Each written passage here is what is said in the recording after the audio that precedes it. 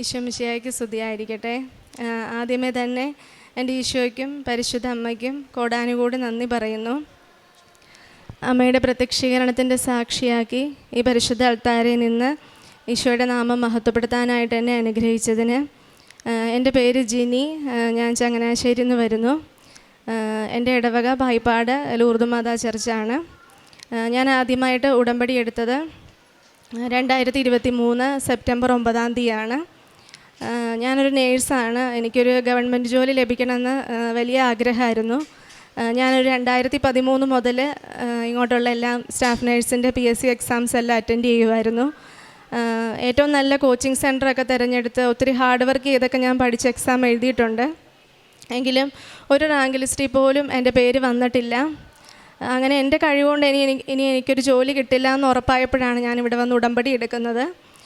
ഉടമ്പടി എടുത്ത് പോകുമ്പോൾ ഞാൻ അമ്മയോട് പ്രാർത്ഥിച്ചു, അമ്മ ഏജ് ഓവർ ആകാറായി.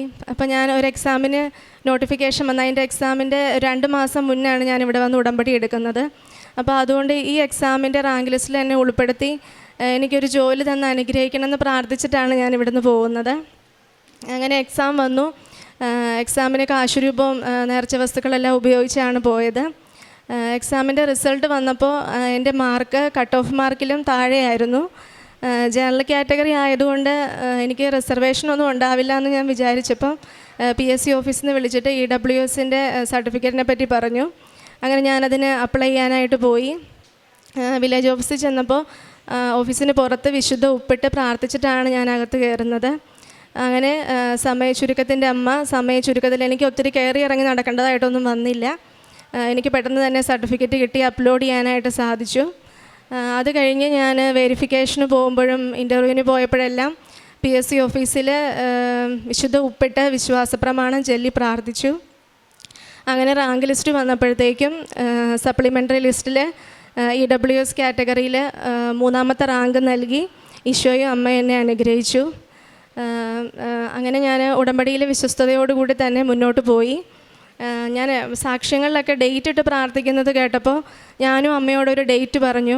2026 മെയ് മാസത്തിന് മുന്നേ എനിക്കൊരു ജോലി നൽകി അനുഗ്രഹിക്കണമെന്ന് ഞാൻ പ്രാർത്ഥിച്ചു.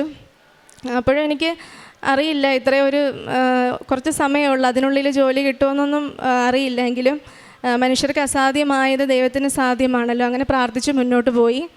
എൻ്റെ 7ാമത്തെ ഉടമ്പടി പുതുക്കാനായിട്ട് ഞാൻ ഇവിടെ വന്നപ്പോൾ ഇവിടെ ഒരു ബ്രദർ എന്നോട് ചോദിച്ചു, അൾത്താരയിൽ സാക്ഷ്യം പറഞ്ഞു എന്ന് ചോദിച്ചു. അപ്പോൾ ഞാൻ പറഞ്ഞു, അൾത്താരയിൽ സാക്ഷ്യം പറഞ്ഞില്ല, സാക്ഷ്യം ഇവിടെ എഴുതി കൊടുത്തിട്ടേ ഉള്ളെന്ന് പറഞ്ഞു. അപ്പോൾ ബ്രദർ എന്നോട് പറഞ്ഞു, 7 തവണ ഉടമ്പടി പുതുക്കിയിട്ടും അൾത്താരയിൽ സാക്ഷ്യം പറയാൻ പറ്റിയില്ലെങ്കിൽ മാതാവ് തിരിഞ്ഞു നോക്കിയിട്ടില്ലെന്നാണ് അതിനർത്ഥം എന്ന് പറഞ്ഞു. അപ്പോൾ എനിക്ക് ഭയങ്കര സങ്കടമായി. ഞാനന്ന് ഇവിടുന്ന് പോകുമ്പം ഇവിടെ നിന്നിട്ട് അമ്മയോട് പറഞ്ഞു, അമ്മ എപ്പോഴും എൻ്റെ കൂടെ ഉണ്ടെന്ന് എനിക്കറിയാം. എനിക്ക് ഒത്തിരി അടയാളങ്ങളെല്ലാം ഉടമ്പടി എടുത്തതിന് ശേഷം സുഗന്ധാഭിഷേകമായിട്ടും തിരിയിലും അതുപോലെ ഞാൻ ഇൻ്റർവ്യൂവിനൊക്കെ പോകുമ്പോൾ ഡ്രസ്സിലൊക്കെ ആണെങ്കിലും ഒത്തിരി അടയാളങ്ങൾ അമ്മ തന്നിട്ടുണ്ട്. അതുപോലെ തന്നെ ഞാൻ ഉടമ്പടി എടുത്തത് ഒരു 9ാം മാസം, അതായത് സെപ്റ്റംബർ മാസത്തിലാണ്. അതുപോലെ എൻ്റെ എക്സാം ഒരു നവംബർ 9 ഞാൻ എൻ്റെ സർട്ടിഫിക്കറ്റ് അപ്ലോഡ് ചെയ്യുന്ന മാർച്ച് 19.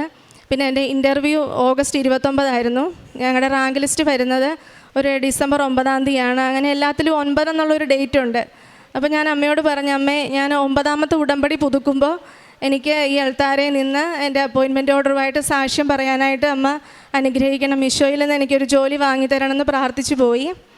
അങ്ങനെ 8ാമത്തെ ഉടമ്പടി പുതുക്കി കഴിഞ്ഞപ്പോൾ അമ്മയുടെ പ്രത്യക്ഷീകരണത്തിൻ്റെ ദിവസം ഇവിടെ വരാനും എൻ്റെ റാങ്ക് ലിസ്റ്റ് കൊണ്ടുവന്ന് ഞാൻ അമ്മയുടെ രൂപത്തിൽ മുട്ടിച്ച് പ്രാർത്ഥിച്ചിട്ട് പോയി.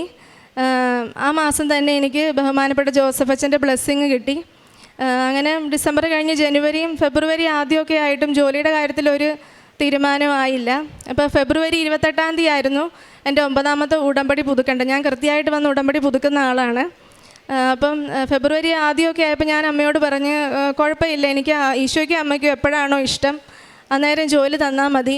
എന്ത് തന്നെ ആയാലും ഞാൻ 28 വന്ന് എൻ്റെ ഉടമ്പടി പുതുക്കി, 9ാമത്തെ ഉടമ്പടി പുതുക്കി.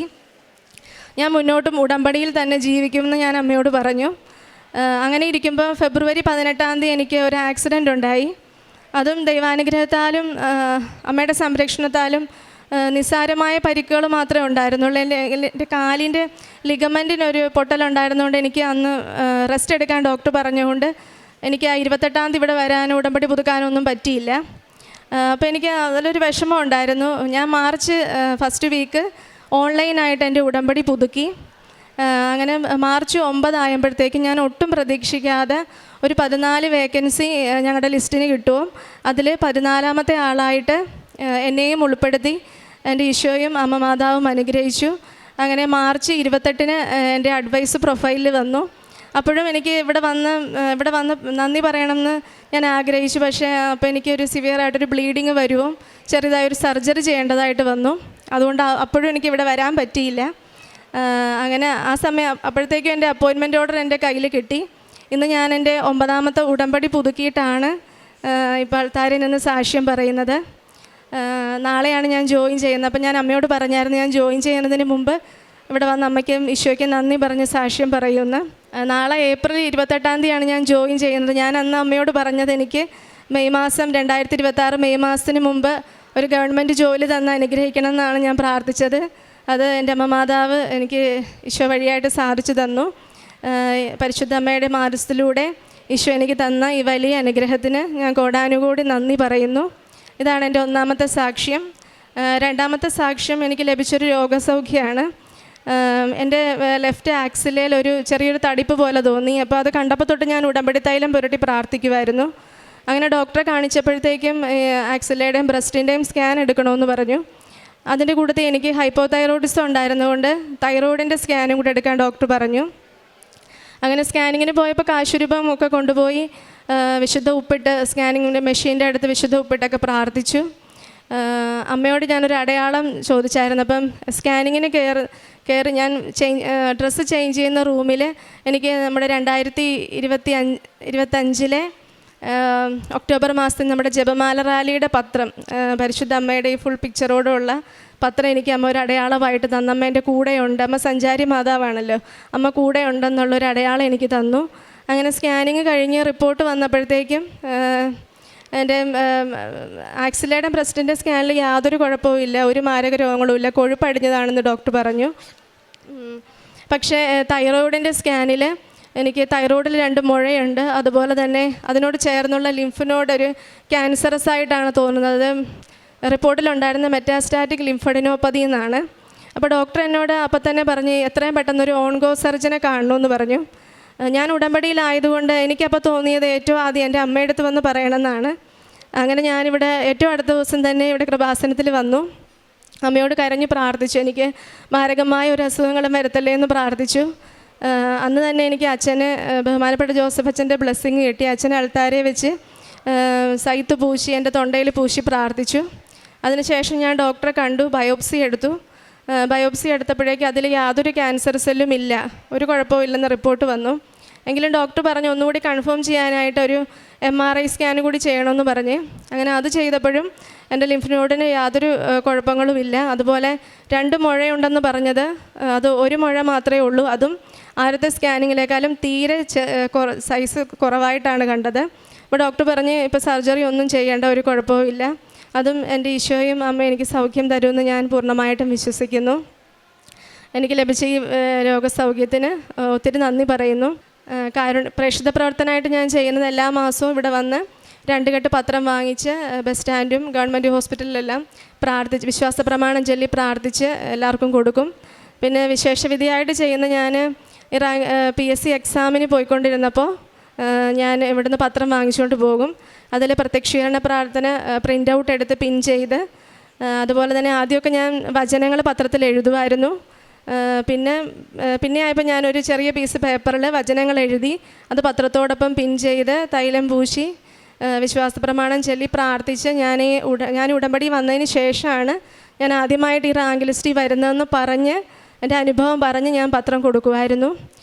പിന്നെ അച്ഛൻ്റെ ഡെയിലി ബ്രെഡും ചൊവ്വാഴ്ചകളിലെ ഉടമ്പടി ധ്യാനം സാക്ഷ്യങ്ങളെല്ലാം ഷെയർ ചെയ്യും. പിന്നെ കാരുണ്യ പ്രവർത്തികളായിട്ട് ഫുഡ് വീട്ടിലുണ്ടാക്കി കൊടുക്കും. ആദ്യമൊക്കെ ഹോസ്പിറ്റലുകളിലായിരുന്നു, ഇപ്പോൾ വഴിയരികിലൊക്കെ യാചകരായിട്ടിരിക്കുന്നവർക്കെല്ലാം ഫുഡ് കൊടുക്കും. അതുപോലെ തന്നെ മാനസികമായിട്ട് ബുദ്ധിമുട്ട് അനുഭവിക്കുന്ന അമ്മമാരുള്ളൊരു അനാഥാലയത്തിൽ അവർക്ക് ഫുഡും പിന്നെ സാമ്പത്തികമായിട്ടും എന്നെക്കൊണ്ട് കഴിയുന്ന വിധത്തിൽ കൊടുക്കാറുണ്ട്. പിന്നെ അവിടെ സിസ്റ്റേഴ്സ് നടത്തുന്ന ഒരു സ്ഥാപനമാണ്. അപ്പം അവരോട് ചോദിച്ചിട്ട് എന്താണോ ആവശ്യം എന്ന് ചോദിച്ചറിഞ്ഞിട്ട് അത് കൊടുക്കാനായിട്ട് ശ്രമിക്കുന്നുണ്ട്. രോഗികളായിട്ട് കഴിയുന്നവരെ കാണാനും അവർക്കും കഴിയുന്ന പോലെയെല്ലാം സഹായങ്ങൾ ചെയ്യുന്നുണ്ട്. പരിശുദ്ധ അമ്മയുടെ മാധ്യസ്ഥത്തിലൂടെ ഈശോ എനിക്കും എൻ്റെ കുടുംബത്തിനും തന്ന എല്ലാ അനുഗ്രഹങ്ങൾക്കും കോടാനുകോടി നന്ദി പറയുന്നു. തുടർന്നും ഉടമ്പടിയിൽ മരണം വരെ ജീവിക്കണമെന്ന് ആഗ്രഹിക്കുന്നു. അതിനുള്ള കൃപയ്ക്കായിട്ട് പ്രാർത്ഥിക്കുന്നു. ദൈവനാമത്തിന് മഹത്വം ഉണ്ടാകട്ടെ. ജെറമ്യ 29:12-13 തിരുവചനങ്ങൾ. നിങ്ങൾ എന്നെ വിളിച്ചപേക്ഷിക്കും, എൻ്റെ അടുക്കൽ വന്ന് പ്രാർത്ഥിക്കും, ഞാൻ നിങ്ങളുടെ പ്രാർത്ഥന ശ്രവിക്കും. നിങ്ങൾ എന്നെ അന്വേഷിക്കും, പൂർണ്ണ ഹൃദയത്തോടെ അന്വേഷിക്കുമ്പോൾ എന്നെ നിങ്ങൾ കണ്ടെത്തും. ജിനിമോൾ ജോസഫ് എന്ന ഈ സഹോദരി തനിക്കൊരു സ്ഥിര ജോലിക്ക് വേണ്ടി, സർക്കാർ ജോലിക്ക് വേണ്ടിയുള്ള നിയോഗം അമ്മയുടെ തിരുനടയിൽ സമർപ്പിക്കുവാനാണ് ഉടമ്പടി എടുക്കുന്നത്. മകൾ പറഞ്ഞു, 2013 മുതൽ തുടർച്ചയായി സർക്കാർ ജോലി ലഭിക്കുന്നതിന് വേണ്ടി PSCയുടെ പരീക്ഷകൾ എഴുതിക്കൊണ്ടിരിക്കുന്നു. ഒരു റാങ്ക് ലിസ്റ്റിൽ പോലും ഉൾപ്പെടാതെ മകളിങ്ങനെ ക്ലേശിച്ച് 10-12 വർഷത്തോളം മുന്നോട്ട് പോയിട്ടാണ് അമ്മ മാതാവിൻ്റെ അരികിൽ ഉടമ്പടി എടുത്ത് അവസാനത്തെ ഒരു പരീക്ഷ നഴ്സിങ്ങിൻ്റെത് മകൾ എഴുതുന്നത്. ആ പരീക്ഷ എഴുതുന്നതിന് മുമ്പായി വന്ന ഉടമ്പടി എടുക്കുന്നു. ഉടമ്പടി വിശ്വസ്തതയിൽ ജീവിക്കുവാൻ തീരുമാനിക്കുന്നു. മാതാവിൻ്റെ സന്നിധിയിൽ ഡേറ്റിട്ട് പ്രാർത്ഥിക്കുകയും ചെയ്യുന്നു. 2026 മെയ് മാസത്തിന് മുമ്പ് മകൾക്ക് ഒരു ജോലി ലഭിക്കുന്നതിന് വേണ്ടി അമ്മയുടെ സംരക്ഷണം തേടിയാണ് പ്രാർത്ഥിക്കുന്നത്. മകൾ സാക്ഷ്യത്തിൽ ഉടനീളം പറഞ്ഞു 9 എന്ന സംഖ്യ ആ ഉടമ്പടി എടുത്ത ദിവസം മുതൽ ഉടമ്പടിയുടെ ഓരോ മുന്നോട്ടുള്ള വഴികളിലും അനുഗ്രഹത്തിൻ്റെ അടയാളമായി അമ്മ നൽകിയിരുന്നു. അതുപോലെ തന്നെ അമ്മ അടയാളങ്ങളിലൂടെ, അത് തിരിയിലാവട്ടെ, സ്വപ്നങ്ങളിലാവട്ടെ, ഇൻ്റർവ്യൂവിന് പോകുന്ന ഇടങ്ങളിലാവട്ടെ, പരീക്ഷയുടെ ഇടങ്ങളിലാവട്ടെ, എല്ലായിടത്തും അമ്മ മാതാവിനെ കോറിലേറ്റ് ചെയ്യുന്ന അടയാളങ്ങൾ നൽകിക്കൊണ്ട് ആ ഉടമ്പടിയിലുള്ള മകളുടെ ഉടമ്പടി നിയോഗത്തെ അംഗീകരിക്കുന്നു, അനുഗ്രഹിക്കുന്നുവെന്നതിൻ്റെ അടയാളങ്ങൾ കൈമാറിക്കൊണ്ടിരുന്നു. മകൾ ഈ അൾത്താരയിൽ ഈ സാക്ഷ്യത്തെ പ്രത്യേകമാവിധം സമർപ്പിക്കുമ്പോൾ മകൾ പറയുന്നുണ്ട്, ഞാൻ വിശ്വസ്തയോടുകൂടി ഉടമ്പടി ജീവിക്കുവാൻ, ഉടമ്പടിയിൽ പറഞ്ഞിരുന്ന ഏതൊരു ചെറിയ കാര്യത്തെയും പൂർണ്ണമായ സന്തോഷത്തോടും ദൈവസ്നേഹത്തോടും കൂടി നിർവഹിക്കുവാൻ ഞാൻ ശ്രദ്ധ ചെലുത്തുമായിരുന്നു. അത് പ്രേക്ഷിത പ്രവർത്തനം ചെയ്യുന്നതിലാണെങ്കിലും കാരുണ്യ പ്രവൃത്തികൾ ചെയ്യുന്നതിലാണെങ്കിലും അല്പം പോലും മടികൂടാതെ പൂർണ്ണമായും ദൈവത്തിൽ ആശ്രയിച്ചുകൊണ്ട് ഞാൻ ഓരോ കാര്യവും ചെയ്തു പോയിക്കൊണ്ടിരുന്നു. മകൾ പറയുന്നുണ്ട്, റാങ്ക് ലിസ്റ്റ് ഏതാണ്ട് ക്യാൻസലാകുവാൻ പോകുന്ന അവസാന അവസരമാണിത്. ആ ലിസ്റ്റിൽ നിന്ന് 14 ഒഴിവ് റിപ്പോർട്ട് ചെയ്യപ്പെടുമ്പോൾ 14ാമത്തെ വ്യക്തിയായി മകളെ നിയമനത്തിന് വേണ്ടി തിരഞ്ഞെടുക്കുകയാണ്. അമ്മയുടെ കരങ്ങളിൽ നമ്മൾ വിശ്വാസപൂർവം ഒരു നിയോഗം സമർപ്പിക്കുകയും ശരണപ്പെട്ടുകൊണ്ട് ദൈവത്തിൽ ആശ്രയിക്കുകയും വിശ്വസ്തയോടുകൂടി ഉടമ്പടി ജീവിക്കുകയും ചെയ്താൽ അവസാനത്തവനാണെങ്കിലും അമ്മ അതിൽ നിന്ന് നമ്മളെ തിരഞ്ഞെടുത്തുകൊണ്ട് നമ്മുടെ ജീവിതത്തെ ശുഭകരമാക്കും. മകൾ ഡേറ്റിട്ടതുപോലെ അമ്മ അത് അംഗീകരിച്ച് അനുവദിച്ചു കൊടുത്തു. 2 ദിവസം കൂടിയേ ഉള്ളൂ മെയ് മാസം എത്തിച്ചേരുവാൻ. അതിനു മുമ്പ് മകളുടെ നിയോഗത്തെ സാധൂകരിച്ച് അനുഗ്രഹിച്ചു. മകൾ ആഗ്രഹിച്ചതുപോലെ സർക്കാർ ജോലി അമ്മ മാതാവ് നേടിക്കൊടുത്തു. മകളുടെ ജീവിതത്തെ ശുഭകരമാക്കി. മകൾക്ക് ലഭിച്ച ഈ അനുഗ്രഹത്തിനും ആത്മീയ സംരക്ഷണത്തിനും ഉടമ്പടിയിലൂടെ ലഭിച്ച പ്രത്യേകമായ ദൈവാനുഭവങ്ങൾക്കും അമ്മ മാതാവിനും തിരുക്കുമാരനും നന്ദി പറഞ്ഞുകൊണ്ട് കരങ്ങളടിച്ച് ഈ സാക്ഷ്യം നമുക്ക് സമർപ്പിക്കാം. അത്യപൂർവ ദൈവാനുഭവങ്ങൾ ഇനി നിങ്ങൾക്കും സ്വന്തം. ഈ യൂട്യൂബ് ചാനൽ ഇതുവരെ സബ്സ്ക്രൈബ് ചെയ്തിട്ടില്ലെങ്കിൽ ഇപ്പോൾ തന്നെ സബ്സ്ക്രൈബ് ചെയ്യുക. ഈ വീഡിയോ ഇപ്പോൾ തന്നെ നിങ്ങളുടെ സുഹൃത്തുക്കൾക്ക് ഷെയർ ചെയ്തുകൊണ്ട് കർത്താവിൻ്റെ പ്രേക്ഷിതരാകുക.